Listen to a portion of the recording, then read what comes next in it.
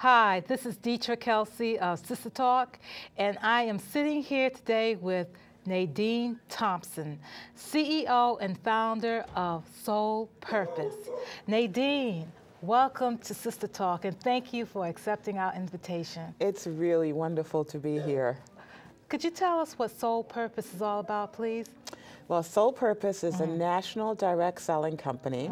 We sell a full line of products. So think about Aveda Origins, all natural products, makeup, skincare, a variety of things, using a direct sales method like Tupperware or Mary Kay or Avon. Oh, okay. So we're delivering high quality natural botanical products in a direct sales business model.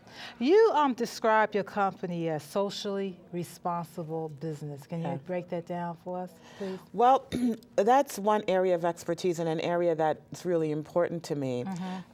We strive to be a socially responsible company in that our products are all natural. We use vendors that are committed to organic, natural products, using food-grade preservatives. Our products are paraben-free and sulfate-free. But also, we are interested in the environment and the planet, so we use jars that are recyclable. We use vegetable and soy-based inks. We do a lot of our work digitally. We work with community-based vendors and suppliers. 99% of our products are made in the United States, so we support the U.S. economy. You know, so we work on everything from the environment and making sure that our products are nature-based and friendly to the environment, to our policies and our procedures are all responsible to the communities and the people who are a part of it. Where are you based at? I live in Exeter, New Hampshire. Most of my products are manufactured right outside of Portland, Oregon, and also in Dallas, Texas. And our warehouses are in San Diego, California. Oh, really? Okay. Let's go back, because this is your second venture. Yes. So we're going to go back to 1998. Yeah. You were one of the founders. Absolutely. Of Warm Spirit. Yes. Okay, that was your first venture. Yes. And you went into business with a longtime friend. Yes. Yes. I started Warm Spirit back in 1998. In my basement, a friend of mine had some products and some naturally based skincare products. And he wasn't sure about how he wanted to market them. Okay. So I suggested, because it had been my long-term goal, to provide opportunities, particularly for women of color, to be able to supplement their income. I thought that empowerment had a lot to do with being able to create wealth in our communities. That if we had more money, we would be able to make some different choices and have more options available to us. And so I was very committed to the whole idea of wealth creation. And I was also very inspired by Madam C.J. Walker, who we all know is this country's first female self-made millionaire. Not only was she not just because she was an African-American woman, but she was the first woman to make her own millions in this country. And she did it through this model by selling products, hair care products, door to door, and then creating entrepreneurial opportunities for women.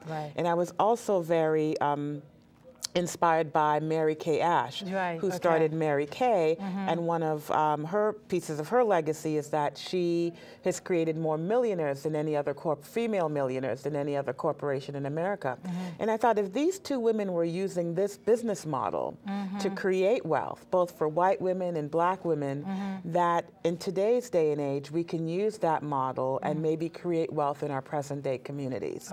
So I took his products and developed them out and added more to the line, and we created Warm Spirit. I went around the country to Black women's expos and you know, conventions and church conferences and bazaars, and put out a table and just started talking to women about the product, about the benefits of the product and the marketing opportunity. And women started joining. They were eager and interested, and we were able to build something from my basement to over $2 million a month. This was a male person.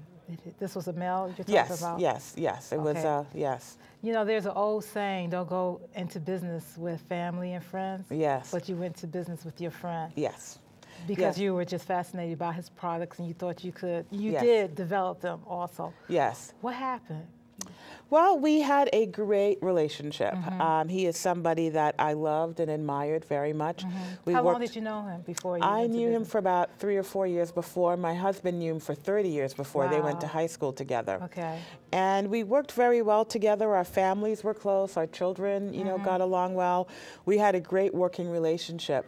But I think that issues around race and gender became an issue. And When you say race and gender, he wasn't.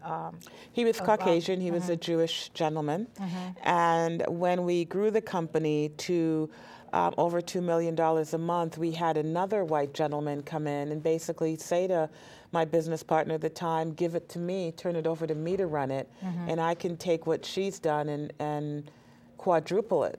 But I need to run the company. And I was convinced that this guy was a con artist and somebody just looking for an opportunity and was not supportive. Right. And my business partner at the time felt that this white male could do more than this black woman had done over the last 12 years. And he turned the company, they did a hostile takeover. Just like that, huh? Just at that over 6 months. They He did just changed his mind overnight? Well, he figured that I had done a decent job. He figured that we were very successful. We had just won the Black Enterprise Emerging Company of the Year award. And so people were coming at him and saying, you've got a good business model here. You've got something great that you and Nadine created. So I think it's time to turn it into a multi-billion-dollar corporation, and everybody thought they could do better than the sister could. So you tried to convince him that this was a con artist. Yeah, right? and he didn't believe it. He just didn't buy it. And so I just said, you know, if this is what you want to do, then this is what you have to do. So they did a hostile takeover. They wouldn't allow me to buy them out, which I tried to do. Right. And they wouldn't allow me to buy them out. And so they did a hostile takeover, and they took over the company, and I was forced to step away and step out. And within a year, they were bankrupt. Wow, God does not like ugly. Yeah. He does. That's everybody's response. It was very, you know, in some ways you kind of feel like, you know, justified and okay, but it was very sad. It was a sad event.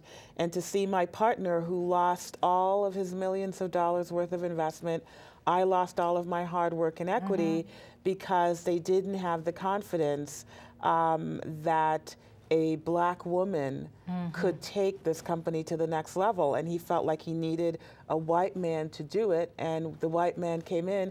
Within 6 months he was gone and had gone through millions of dollars, and 6 months later they filed bankruptcy and closed the business down. Do you ever think they maybe did not want to see a black woman be I think so. more successful than you were at that time? I think so. I do too. Yeah. I do. After the hostile takeover, your spirit, can you describe how you...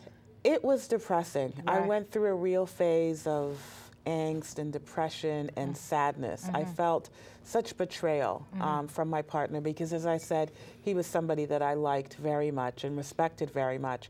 And I was surprised that he would have allowed this person to come into our lives and to come into our business and to do something like that.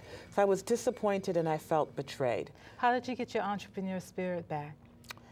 My mother encouraged me. She basically put it in her very direct way that mothers can. She said, you know, you haven't finished what you started. You wanted to empower black women. You wanted to make a difference for them. You haven't finished that for yourself, and you haven't finished the work for them. So you need to continue. And then another one of our consultants at Warm Spirit sent me an email called Dig Another Well. And she basically used some biblical scripture about Abraham and, you know, going out to dig these wells and running into objection and challenges with each well that he dug until he reached the final one where he was able to dig and get water and then build community. So she said to me, Mrs. Thompson, you really need to continue and dig another well so that we can prosper as a community. And that was really fuel for my soul. I really loved the words. It meant a lot to me. Okay. Before we close out, time is running out. You just came back from the White House. Yes. Tell us about that experience. Well, it was wonderful. For my birthday on December 15th, my husband serves on President Obama's prayer committee. Wow. And wow. so we were invited to the White House. Your husband is a reverend, right? Yes, Minister, yes. right? He's okay. a minister at Phillips Exeter Academy. Okay. And so he was invited to the White House. We weren't able to go last year because it was my 50th birthday.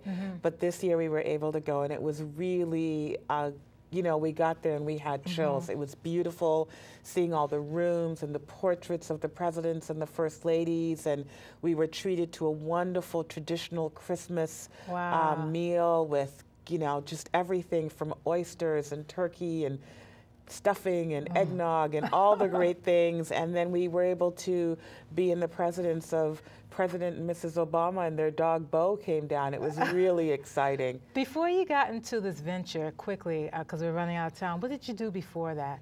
I was a teacher, an educator, and a clinical social worker. So I worked as a child and family therapist for a long time. Still empowering people. You Still just empowering. Took it to another yeah, level. So now with Soul Purpose and our business model, we're hoping to empower women through the business opportunity that we have. One more question. What do you know now that you didn't know then before you started your first venture? And could you tell, looking at camera, and could you tell the budding entrepreneur?